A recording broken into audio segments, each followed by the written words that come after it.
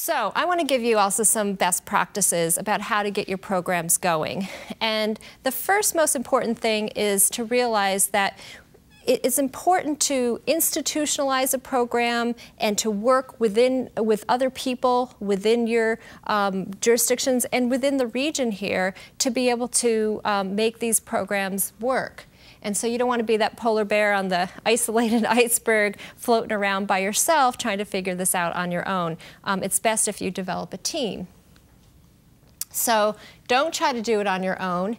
Get top-level support if you can for your program and your policy, and assemble a green team. One of the things that I see from this group here is you have people from very different backgrounds. We have some environmental health people, some sustainability, recycling people. We have people, with various different aspects from procurement, and so you may not have background on all these different issues, but within your jurisdiction and within the region, there could be that type of experience. And so work with Mary Bell, for example, to get the experience from environmental health on products that might have toxic chemicals. They would have some expertise in that area. Work with the folks that have background in recycled content and even have lists of materials and vendors of products. So together as a team, you all can help figure this out and make the program work. Establish roles and responsibilities. Now that's harder in a smaller jurisdiction, but who's going to be in charge of, putting out the solicitations, and who's going to be in charge of putting together a group to look at things. So for example, let me give you a real life example. So in some of the other jurisdictions in the region, they will establish a user group, an end user group. So say office supplies is something, you want to try to figure out the office supplies issue. You might pull together a number of people who are buying office supplies or ordering office supplies and get together and really talk about it and look at the different vendors and try to figure out, what each of them has to offer. With cleaning supplies, which is one thing you had mentioned, when we were working in Santa Clara County, we pulled together the various different custodial staff supervisors. We brought in the vendors from the region and asked them to show their green cleaning products. And together they worked to figure out which products they like. They tested them in their facilities. And then they went back and said, this one didn't work so well. This one I didn't like the smell. That one worked really great. I really, like this, or I like the way this equipment worked. And so we got input into the products. So you may need to work as a team focusing on specific product categories to try to, figure out the best how that would work. Adopt sustainable purchasing policy. The county has a policy. Some of the jurisdictions in the region have policies. There are sample policies that you can find on the Responsible Purchasing Network's website. So if you don't have a policy and you think it's important to have a policy, you can work on that. Policy doesn't have to be more than a page or two long. It can be just establishing that you're going to buy environmentally preferable products, maybe use eco-labels, who's going to be involved in the decision-making. The old policies really went down and said recycled paper is going to have this much, recycled content in it, blah, blah, blah.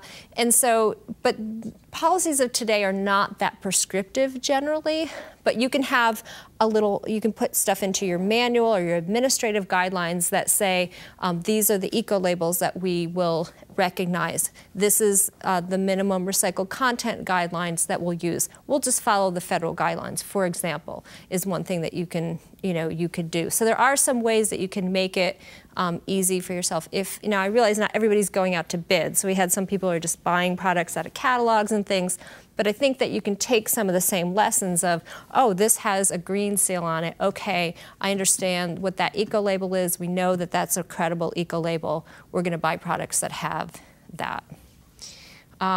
We made available to you 10 steps to starting a sustainable purchasing program that you can look over. It's a handy little quick reference guide. So here's an example, Santa Clara County.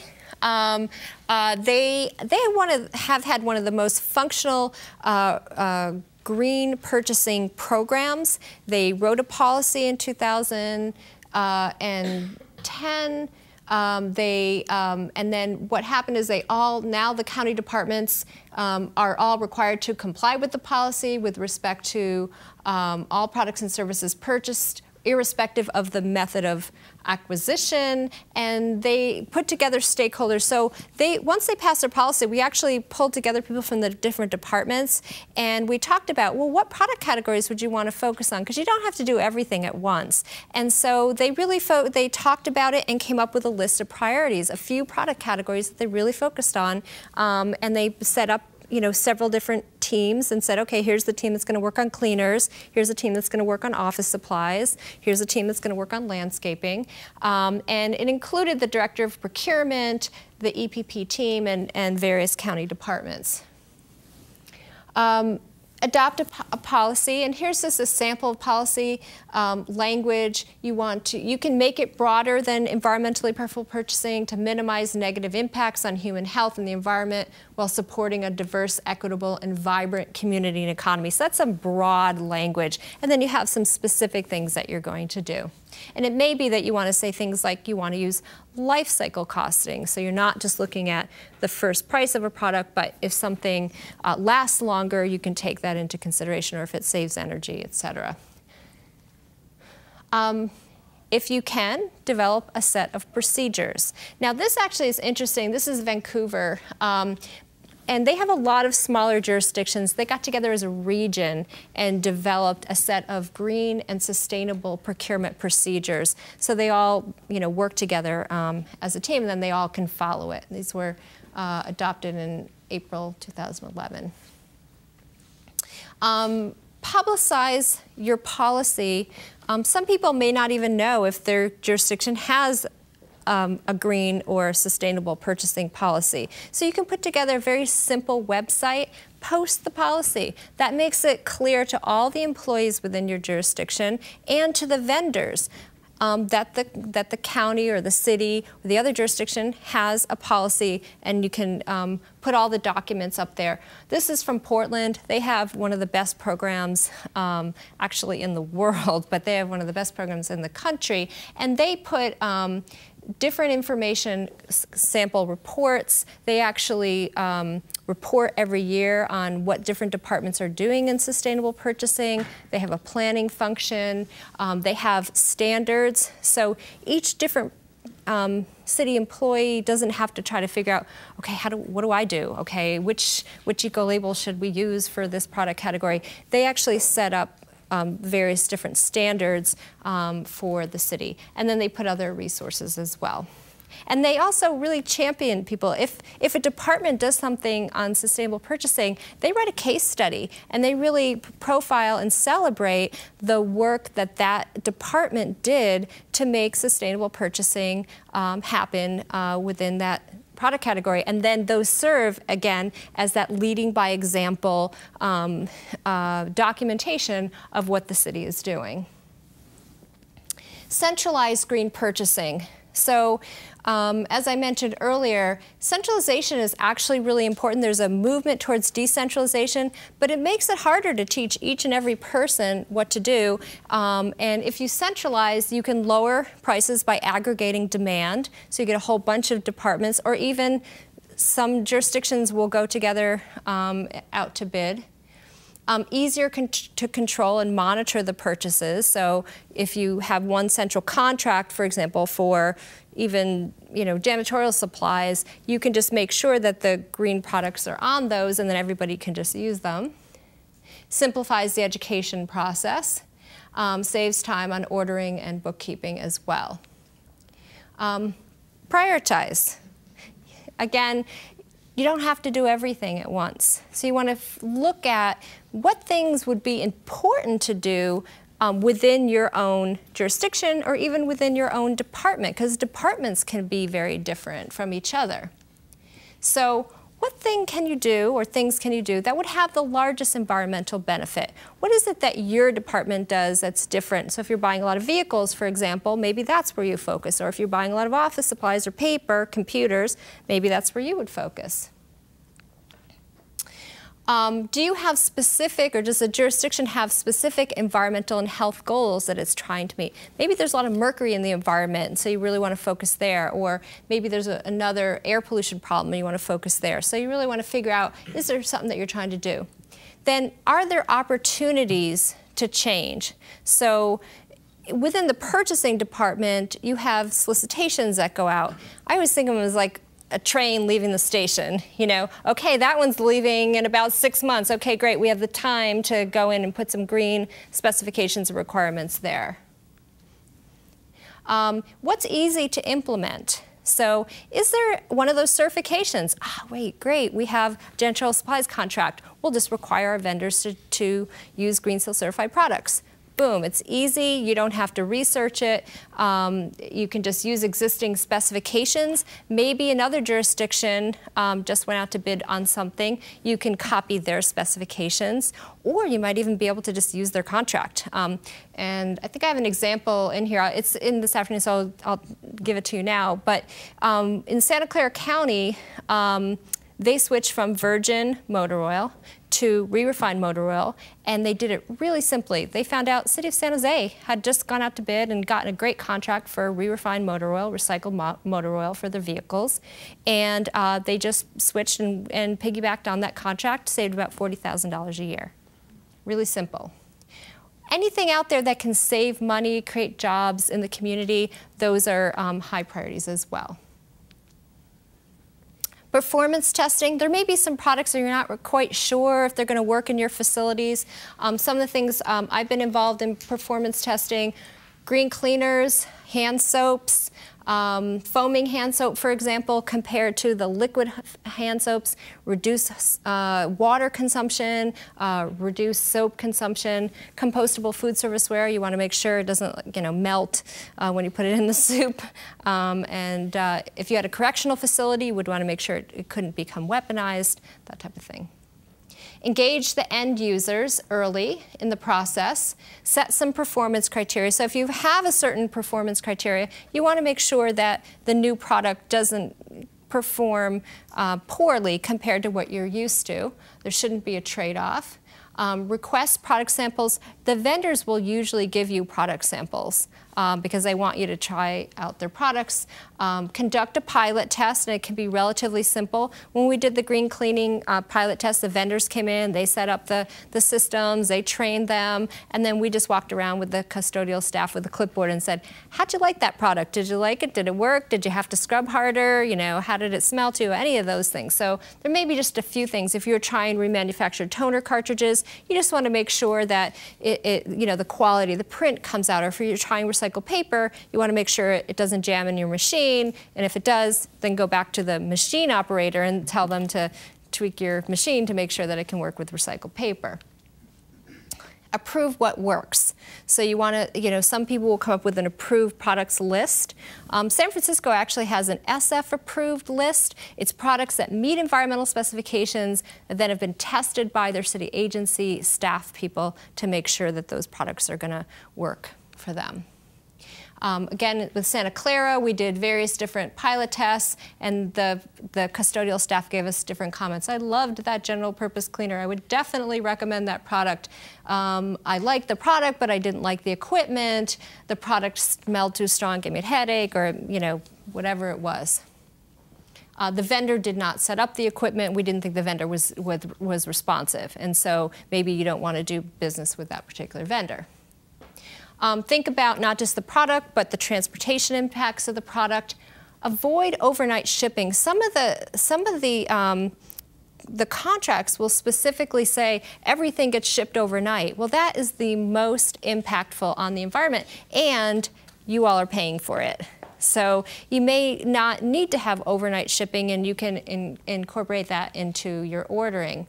Ask the vendors to offer incentives for reducing the frequency. So maybe you need, a couple of pens. You don't necessarily have to order and get a big box of something with all the, shipping materials in it for one little thing. Maybe aggregate your orders. And some of the vendors will actually give monetary incentives for ordering with minimum amounts. Maybe they'll give you free shipping if you do at least $50 worth or something.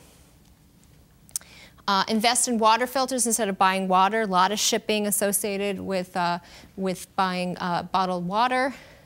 And give preference to local manufacturers and distributors so things don't have to travel so far. Reduce packaging. Prohibit unsustainable packaging, things that are not recyclable in your program. Encourage vendors to use reusable and easily recyclable packaging. Buy concentrated products so you're not buying all the water. There was one example, it's here, I have a sample of it where you just hook the hose up and 1 part chemical is mixed with 256 parts of water. And so you're not shipping all that stuff all over the place, and that can save you money as well. And consolidate your orders as well. So again, you're not shipping with just one little thing in there.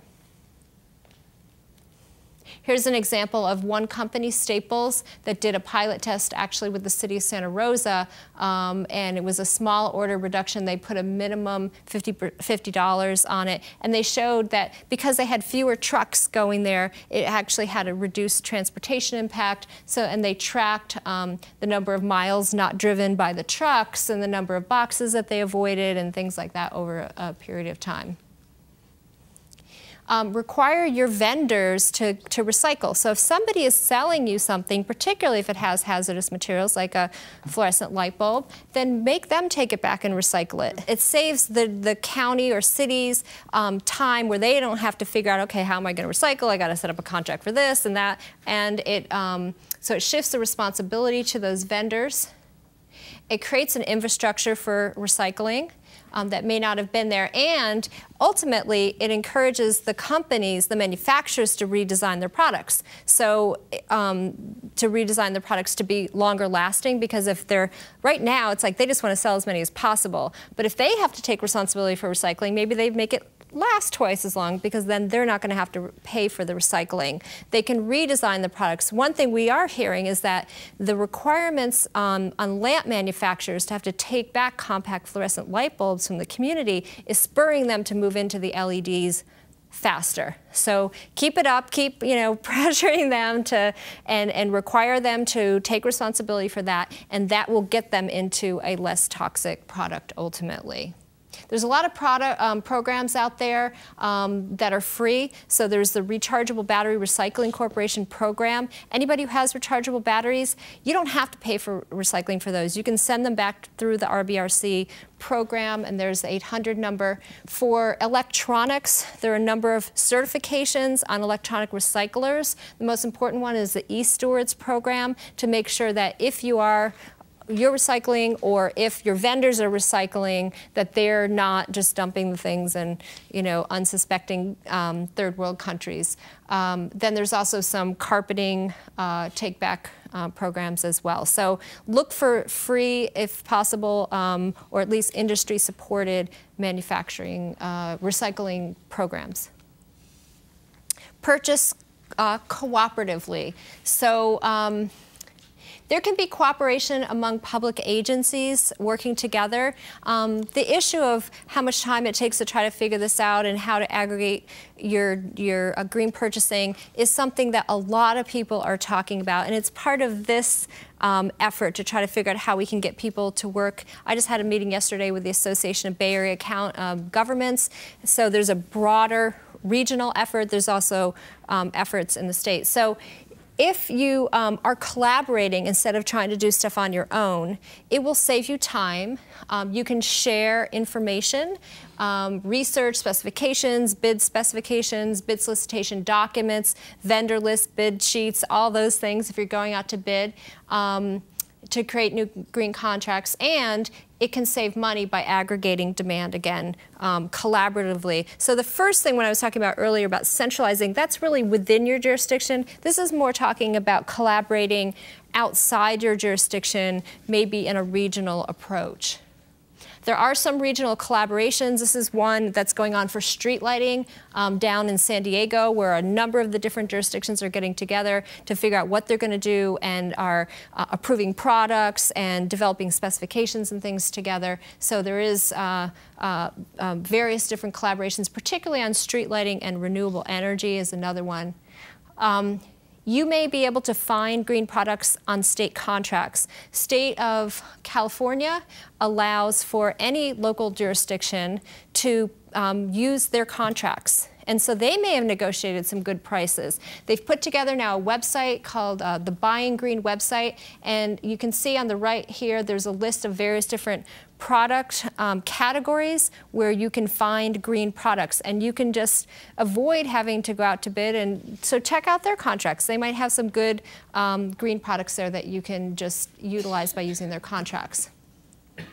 There are some other cooperative purchasing agreements. One is the Western States Contracting Alliance that get together and they buy collaboratively. There are computers, there's green cleaner contracts. So again, if the state of California doesn't have a contract, local governments, any local governments can buy off of the WSCA state contracts. So for example, they have contracts with Staples and OfficeMax for office supplies and with WAXI for green cleaning products. And they're working on actually greening up their contracts as well.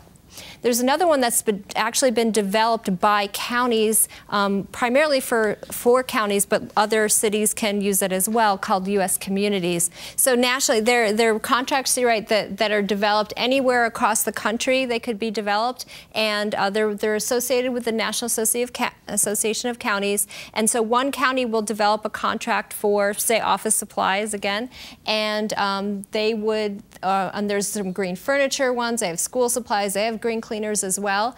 And so then anyone can just piggyback. It's a cooperative purchasing organization that facilitates easy use by local governments. And they also have a Going Green page and are working on getting more green products negotiated onto their contracts. Here are some of the vendors. I wanted to just make the point that many, many vendors now of products offer green alternatives. So if you're buying through Grainger, WAXI, or Office Depot, or CleanSource, or Home Depot, Unisource, they have lines of green products. So if you're buying from any of these bigger distributors that you might already be getting your conventional products from, you can almost always go and ask them, do they have a green alternative? And one of the roles that we play is to help work with you to figure out how do you negotiate the best prices for those green products so that the green products are not just an afterthought and get a minimal discount where the where the conventional products are deeply discounted. And I know everyone's probably had this experience.